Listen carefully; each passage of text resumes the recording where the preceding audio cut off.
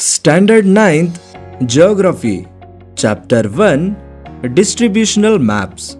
You have studied district, state and country maps in the earlier classes in environmental studies and geography subjects.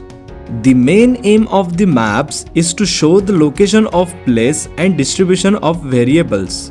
Some maps are prepared with special themes. Such maps are called thematic maps. Through such maps, distribution of various variables in a region is shown. Distribution of temperature, rainfall, population, etc. is shown on the map according to the data of these variables.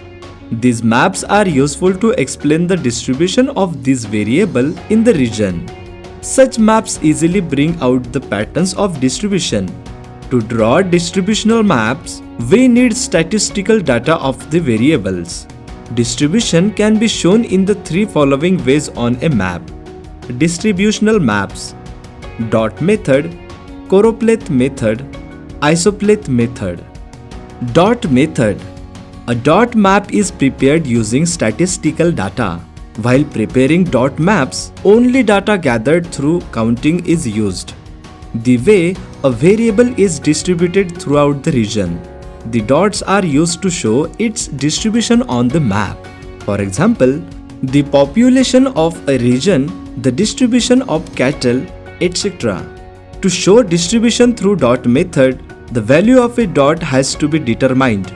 To do that, the lowest and the highest value of a given variable in a region are taken into the consideration.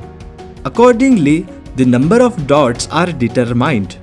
Following precautions should be taken while using the dot method for a map. The size of a dot should be uniform. The distribution of physiography, water sources, transport system, etc. of a region should be considered while placing dots on a map. While showing population distribution, rural population is shown by dots and circles are used to show urban population.